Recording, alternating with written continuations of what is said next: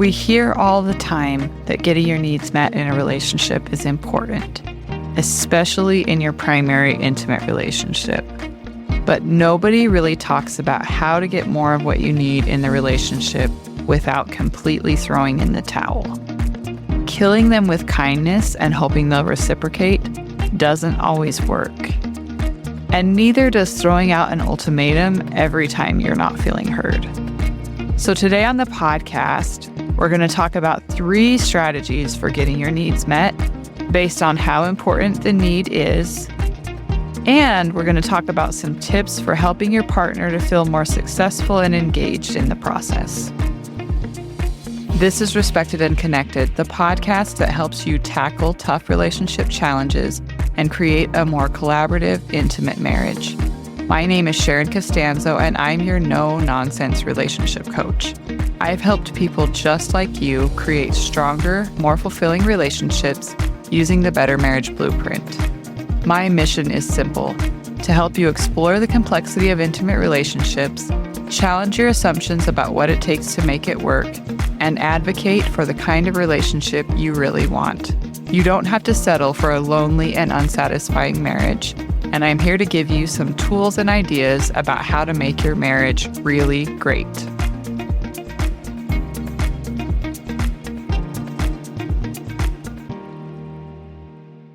So the other day, I was pitching this idea of a podcast episode on another podcast, and the host, she's an attorney and she's a divorce coach. And, I was talking about the idea that I was pitching was kind of, some of the things that you do when you're navigating, is this relationship working for me? Is it worth it? What can I do to improve the relationship if that's still my goal and desire? And the topic I pitched to her, the core framework was that there are 3 levels of negotiation in a relationship. And as I explained it to her, she's like, well, that's not negotiation the way that we identify it and define it according to the law and how we negotiate legal issues. And I was like, yeah, I totally understand that point of view. It's just that this is the definition that my mentor, Terry Real, uses, and he calls it negotiation. And I guess if I were to redefine that or create a new term for what I'm talking about today, it would be 3 ways to get your needs met in your relationships, especially your close personal relationships. Because it is true that in our close personal relationships, especially our primary relationship, which is different than any other relationship, I think, just because it's a choice relationship, and it's a relationship where the core assumption has to be, or the core assumption generally is that it's a mutually beneficial and reciprocal relationship. But oftentimes it doesn't feel that way. So what do you do when you feel like the relationship is a little bit unbalanced or lopsided? You're not really getting what you need from that relationship. And what we say in RLT is that there are 3 levels of this. And the first is invitation, the next is request, and the next is demand. And you can kind of think of it as maybe an escalation, the levels of importance. The more important the need is and the more important it is that it's met in this relationship will be, we'll go into more requests and demands rather than invitations. So that's kind of the general idea here. So you have a need, you want to ask your partner, you want to have a conversation with your partner about the relationship, something that you want or need. So it could be an invitation. Maybe you want to go see a movie that weekend. It's a pretty low level need or desire, a want. And the costs of saying yes or no, the stakes are pretty low. So it could be like, a new movie came out this week and I'd really like to go see it. Would you like to come with me? And the whole idea here is the stakes are pretty low. If they say yes or no, there's not going to be a huge reward or a huge consequence if they say yes or no. That's generally the idea around an invitation. Would you like to? The next level would be a request. And this is where the stakes are a little bit higher, possibly. You would like them to do something, maybe even if it causes them a little bit of discomfort and a little bit of sacrifice. And this is something that a lot of people who struggle in relationships struggle with, especially really high-achieving, over-functioning women. They have a really hard time asking people for help and support, and maybe for the other person to be a little bit uncomfortable on their behalf. It's difficult to do this. It's more vulnerable than an invitation.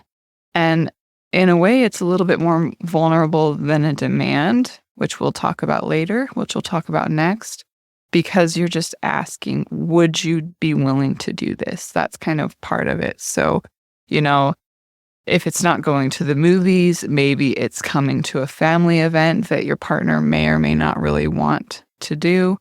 And it's like, hey, my Aunt Sally's having this big party. I know that you haven't always loved going to these things, but it would really mean a lot to me if you would do it. And while you're there, if you would not, grumble and complain or go out and go hide out in the corner, but if you could make an effort to engage with people there for a period of time. We're wanting to make these requests reasonable and something that the other person feels like they can meet. Also with the understanding that we are asking them to be a little bit uncomfortable on our behalf. Is that something that you can do? If you really want to go to the next level and make this request easier to say yes to, you could say, hey, what can I do to make it easier for you to help out in this way? What would you like from me while we're at Aunt Sally's party to help you feel more comfortable here, since it's not always your favorite thing to do? Or what's something that we can do afterwards? And this is kind of a negotiation. It's how can we make this a win-win? How can we make this something that we both feel good about? It's not a negotiation of avoiding punishment necessarily, but how can we make this a win-win? How can we make this something that we both feel good about? I like that kind of positive, optimistic look at trying to get your needs met and trying to, create interactions with your partner that feel good to you, that feel like, okay, this is a reciprocal relationship. We're both putting effort into it and we're both receiving the benefits of that effort that we put into the relationship. Thanks so much for listening to the Respected and Connected podcast. It means the world to me that you are here and that you care about having healthy, satisfying relationships. My husband and I were just talking the other day about the progress we've made in our marriage and how some of the things we worked through we could not have done without outside help. As a couples coach, I'm a huge advocate for getting help with your relationship anytime you're feeling stuck. And I've also always been the one encouraging a reluctant partner to come to coaching or therapy, a course, or a retreat with me.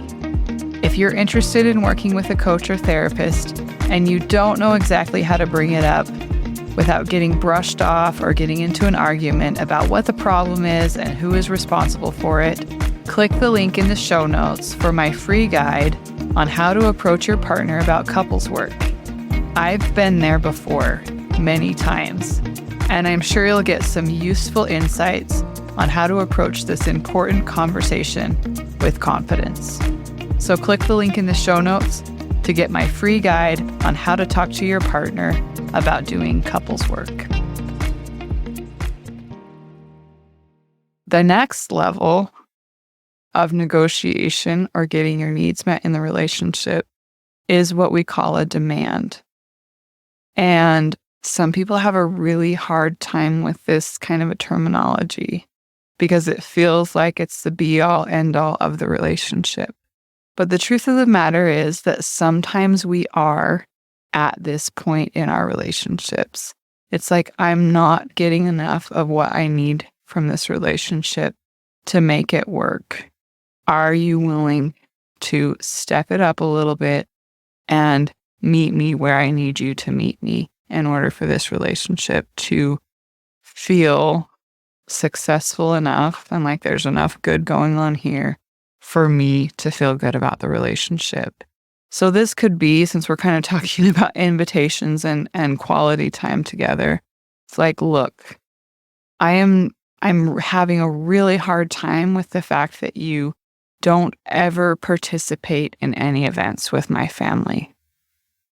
And it's making it really hard for me to feel good about this relationship as a whole, because spending time with my family is really important, and not having you there feels really lonely and unbalanced. And maybe it's embarrassing for me to keep making excuses for you, for our family members. This is really important to me. Will you do it? Are you willing to do it? And it could be, if you are at that breaking point in the relationship, it could be, I'm not really sure that I'm willing to continue this relationship. I'm not really sure that I can ever be really happy and satisfied with this relationship unless this happens. And, I'm using the example of a family event, but it could be something more serious. I don't know, maybe this family time together is an important enough issue for you that it could be a relationship ending issue, but it could be an issue of infidelity, for example. If you cheat on me again, this relationship is over. If you lie to me about big financial purchases again, this relationship is over.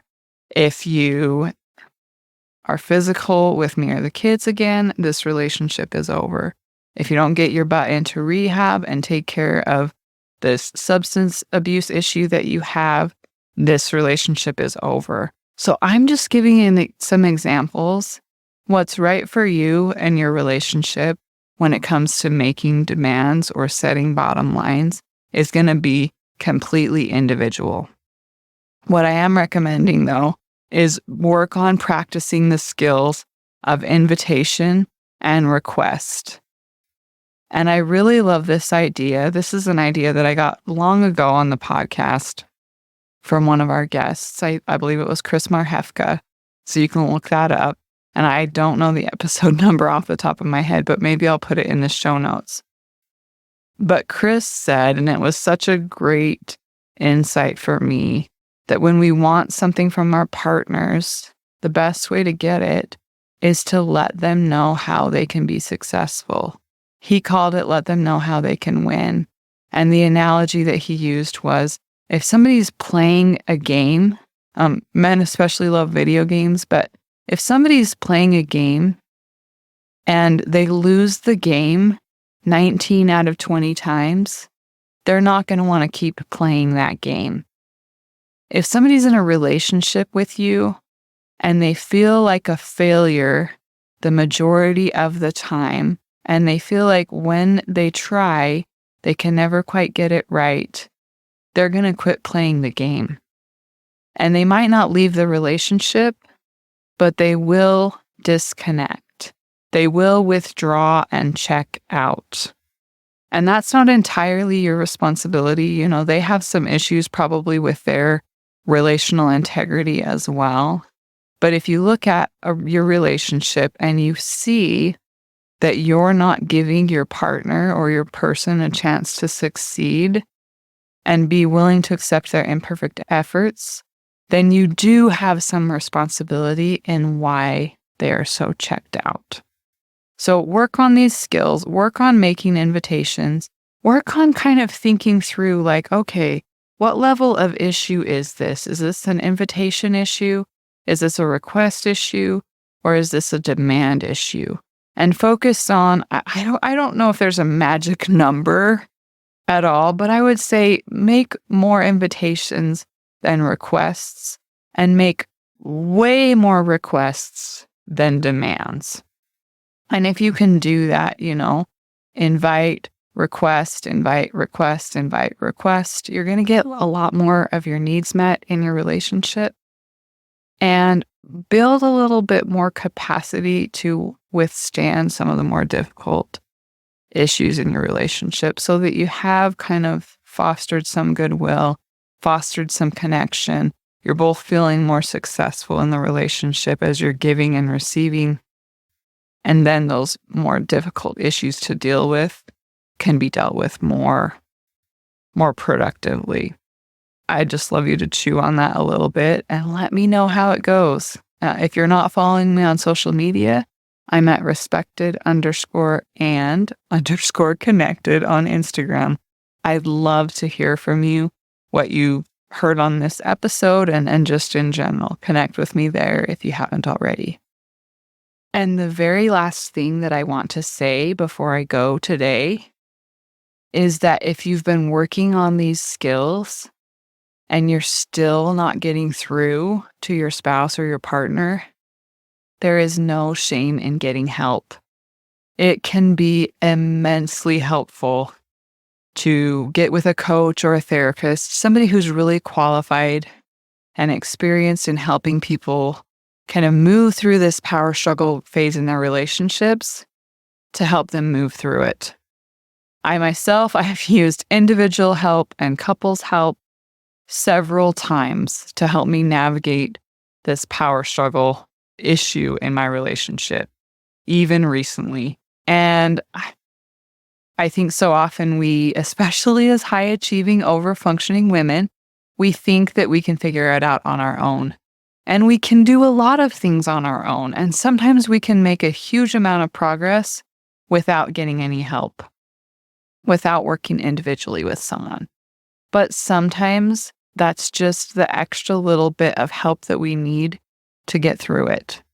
And I myself, I'm really committed to having healthy, satisfying relationships, and I'm willing to invest in that kind of help to make it happen. So if you're listening to this and you're thinking, I'm stuck, I'm not making progress, and you haven't quite yet made that leap to get some help, I really suggest that you consider doing that. So that's my one last little plug for you today, whether it's me or someone else. Of course, I'm always willing to meet with people, meet with potential clients, people who are struggling with a lot of the issues that I talk about on the podcast. If this is you, I do offer free consult calls. You can schedule that through the link in the show notes, or you can just go straight to respectedandconnected.com/contact. That's the best way to figure out if working with me is a good fit and if there's a possibility that I can help you with some of those things that you might be struggling with right now.